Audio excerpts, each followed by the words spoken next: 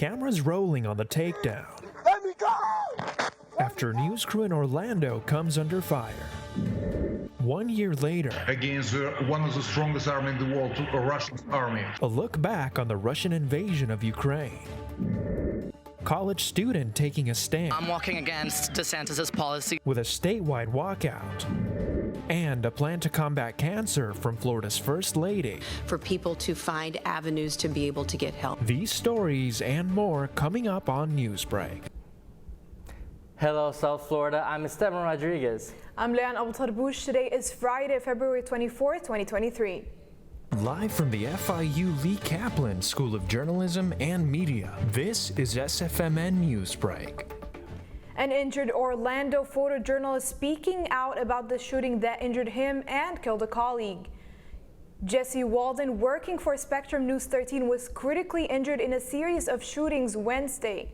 The shooter took the lives of 3 people, including reporter Dylan Lyons. Both men began working at Orlando Station around the same time, and Jesse says they were close. And I got very, very close. He had a great sense of humor, too. The suspect in the shooting is a 19-year-old who has been taken into custody. Jesse is expected to have months in recovery ahead of him as the station grieves the loss of Dylan Lyons. The sheriff's office has released a body cam video capturing the moment that triple murder suspect was arrested. The video captures deputies placing the suspect in handcuffs moments after a shooting spree. The suspect, 19-year-old Keith Moses, is accused of the Orlando shootings. 3 people were killed, including a 9-year-old girl and a Central Florida television news reporter. A sad anniversary this morning as we mark 1 year since the Russian invasion of Ukraine. Reporter Sofia Zuniga from our DC Bureau is in Washington this morning. 1 year ago today, Russia invaded Ukraine in a conflict that has killed 21,000 civilians and has left 18 million in dire need of humanitarian assistance, according to the United Nations. Russia has taken 11% of Ukraine's territory over the year-long war, but Ukrainian troops have been able to reclaim half of the captured land. Ukrainian President Volodymyr Zelensky and other leaders have continuously encouraged strength despite the challenges. We're fighting already 1 year against one of the strongest army in the world, Russian army. And Ukrainian soldiers show the whole world how tough we are, how we have very important will and spirit to win. But it's not enough to have just will and spirit. We're fighting for our democratic future in our country, and that's why it's very important to have support from democratic people. Since the conflict began, 46 countries, including Australia, Belgium, and Canada, have sent financial, humanitarian, and military aid. The United States has provided the most military aid out of all the countries, with President Biden recently visiting Ukraine and mentioning that the U.S. is committed to a Ukraine win against the Russian leader Vladimir Putin. A dictator bent on rebuilding an empire will never be able to ease the people's love of liberty. Brutality will never grind down the will of the free. And Ukraine will never be a victory for Russia. Never. While Biden continues to send financial support, some Americans and Republicans are fearful that the U.S. is sending too much money amid debt issues in the nation. Reporting for the South Florida Media Network, I'm Sofia Zuniga from Washington, D.C. A man was put on death row after being convicted of stabbing a woman in 1991. Last month, Florida Governor DeSantis signed a death warrant for Donald Dilbeck. The Florida Supreme Court denied this man's request to stop the execution in mid-February. The man, executed by lethal injection, became the 100th person to be put to death by the state of Florida since 1976, while the death penalty was brought back. College students all over Florida organized a walkout to protest against Governor Ron DeSantis. As the network's Rachel Costa reports, it's all over recent promise to cut state funding for diversity, equality, and inclusion. after Governor Ron DeSantis requested records about transgender students and started pushing for the ban of diversity programs in state colleges, students organized a statewide walkout. I'm walking against DeSantis' policies and the Republican Party's attack on the democracy in Florida, on trans rights and LGBTQ rights, on our education. According to Stand for Freedom Florida, an Instagram page helping different student organizations connect and organize, students demand a stop to attacks against academic freedom and LGBTQ individuals, and the funding of diversity, equity, and inclusion initiatives across all Florida colleges. Things like requesting our information, banning trans youth's access to gender-affirming care, banning the ability of Medicaid to cover gender-affirming care.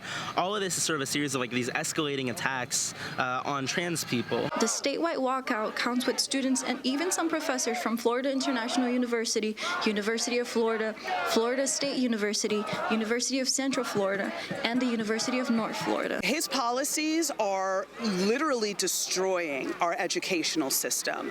It's making students not feel safe. It's creating an environment where you can't have open and honest discussions. There's this intolerance to any kind of dissent. The call for action won't stop there. Students are also organizing a protest at the New College of Florida on Tuesday, February 28th. Reporting for the South Florida Media Network, I'm Rachel Costa. Today, Floridians impacted by cancer will have a new resource at their disposal as First Lady Casey DeSantis begins expanding Florida Cancer Connect.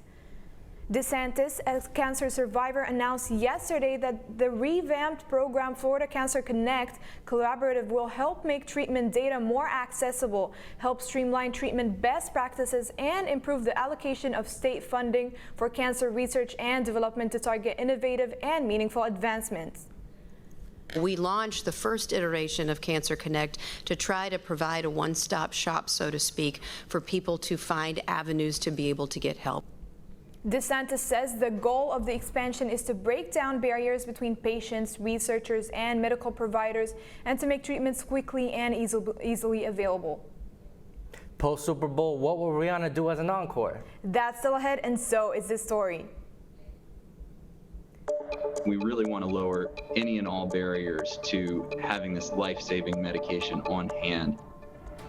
Getting a spray that can help after an overdose into the hands of potential lifesaver. Newsbreak will be back in 2 minutes. If a natural disaster shows up at your doorstep, you can't just turn it away. That's why it's important to prepare for emergencies before they show up. Go to ready.gov/plan to find the tools and tips you need. And make a plan today. Jordan knows he shouldn't eat this entire bowl of nachos, but tonight he's earned that right. Because a few hours ago in the middle of happy hour, he recognized a sign. Not from the gods or a bolt of lightning, but from a double heart, a kissy face, and a fourth ha in ha ha ha. That's when Jordan knew he was buzzed. So when it was time to go, he got a ride home instead of driving. Be a legend like Jordan. Recognize your buzzed warning signs and get a ride home. Buzz driving is drunk driving.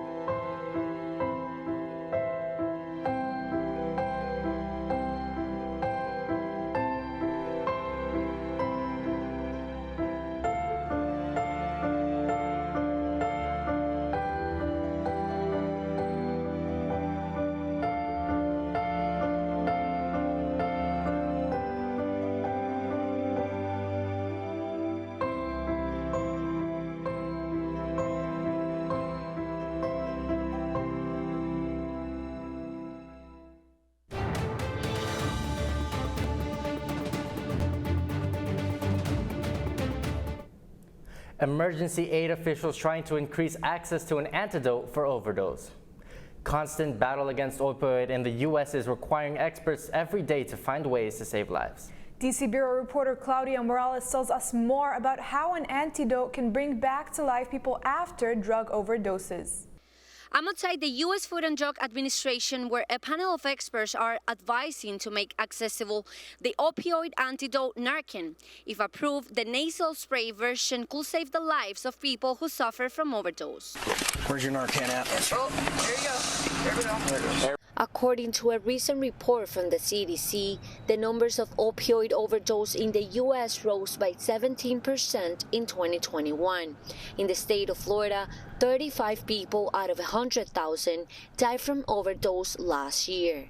All voting members are in favor. To confront the epidemic, 2 advisory committees voted in favor of developing a nasal spray version of naloxone or Narcan that can be accessible to the public over the counter.